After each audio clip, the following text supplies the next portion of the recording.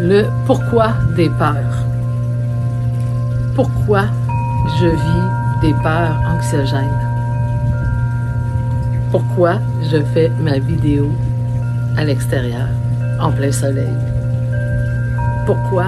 Eh bien, quand je vivais mes peurs, vous savez, ceux qui ne me connaissent pas, eh bien, j'ai été une très, très grande agoraphobe. Même le mot, quelqu'un m'aurait dit ça quand j'ai appris agoraphobe. Hein, c'est quoi ça? Eh bien, je ne sortais plus de chez moi du tout. Donc, pendant 1 année et demie, là, je n'ai même pas ouvert la porte de ma maison. Et j'étais confinée dans ma chambre.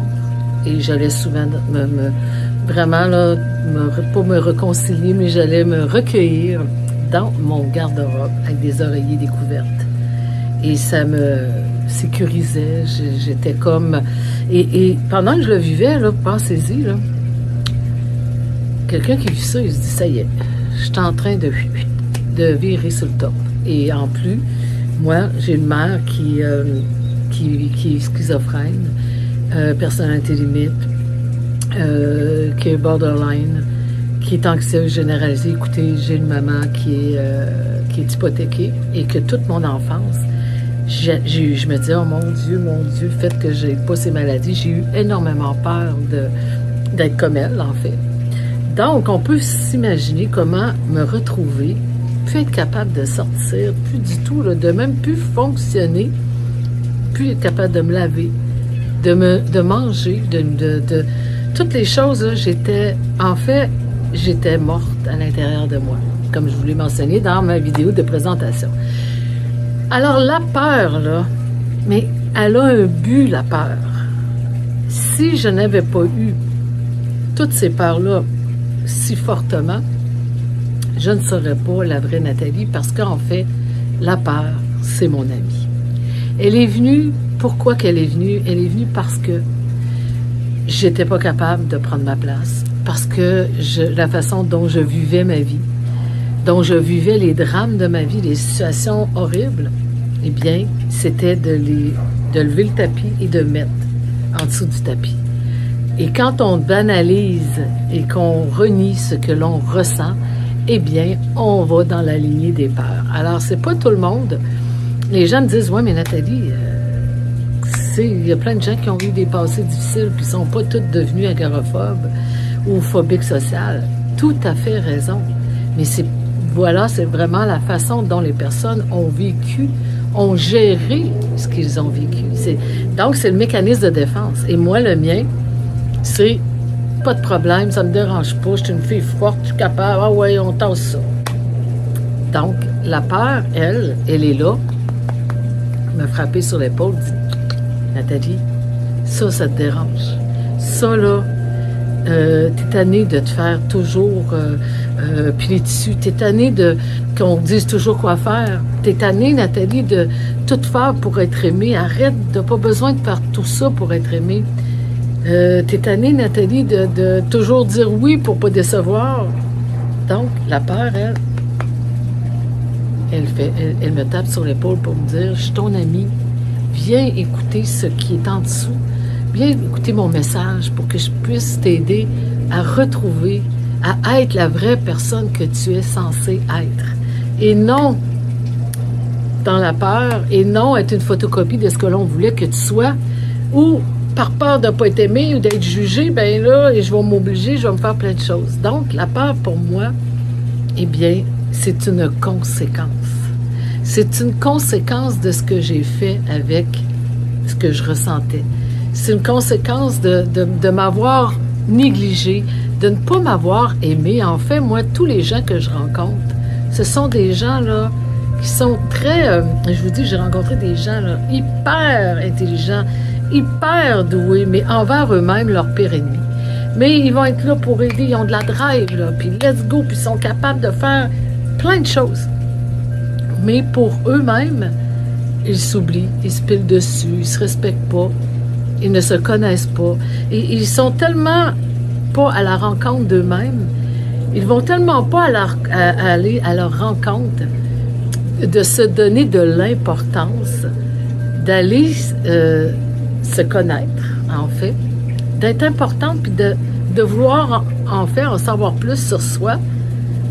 Donc, il ne s'accorde tellement pas de temps que, eh bien, le corps réagit et il n'y a rien de mieux qu'une peur pour dire « Wow, là, c'est assez. » N'est-ce pas? Et j'ai une sœur, ma sœur Titine, on a 1 an et des poussières de différence.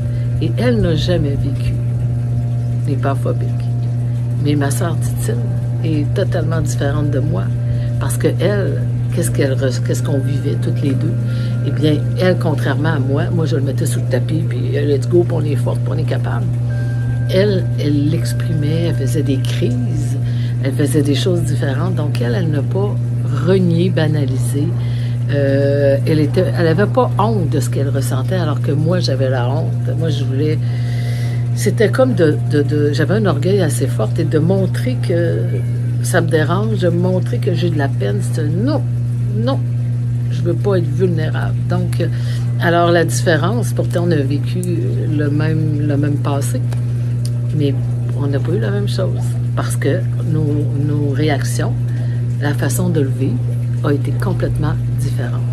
Donc, pour moi, la peur est une conséquence et non un problème. La peur, c'est pas le problème. C'est plutôt qu'est-ce que j'ai fait avant d'avoir la peur. Donc, tranquillement, c'est comme une mauvaise habitude. Si on prend la mauvaise habitude de toujours manger, exemple, avant de se coucher, on mange, je sais pas moi, 2 pizzas.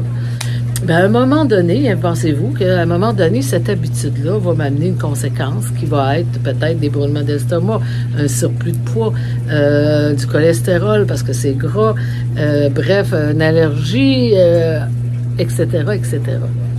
Donc, ma mauvaise habitude de jamais penser à moi, de m'oublier, de m'obliger, de me mettre sur le côté parce que ma vraie peur, c'est la peur de ne pas être aimée, dont la mienne, d'être pas aimée, d'être rejetée, eh bien, faire en sorte que je vais m'oublier parce que je veux donc être aimée, eh bien, puis que j'ignore cette peur-là, eh bien, à un moment donné, et voilà, Nathalie, tu ne le ressens plus. Tu es rendue dans la peur. Et là, je suis rendue non seulement dans la peur phobique, d'étouffer, et puis je suis en train de mimer ma peur, ma vraie peur, parce que moi, ma peur, c'était d'étouffer, de manquer d'air. Donc, alors qu'est-ce que je faisais avec mes relations, parce que moi, ma grande faiblesse était dans mes relations, eh bien, j'étouffais ce que je ressentais pour être aimée. Donc, je mimais. Et si je te pose la question, quel serait ton mime à toi? Qu'est-ce que tu mimes dans ton symptôme? Exemple, être étourdi. Bon, je suis étourdi. Donc, quand on est étourdi, qu'est-ce que ça fait comme référence sur toi? Si c'est ton plus gros, exemple, ton plus gros symptôme. Donc, l'étourdissement, pour moi, exemple pour moi, représente que je veux pas voir, parce que quand on est étourdi, on n'a pas le focus, hein, on te tourne. Donc, qu'est-ce qui tourne autour de moi, mais que à chaque fois, dans ma vie, je fais ça régulièrement, je veux pas voir. Il me vient en tête le mal de cœur. J'ai des gens qui ont eu la grande phobie de vomir. Non, ben vomir, c'est quoi? Un trop-plein? Mais c'est que j'accumule dans ma vie, je mime. Dans mon mime, je mime parce que je mime toujours les choses que j'accumule.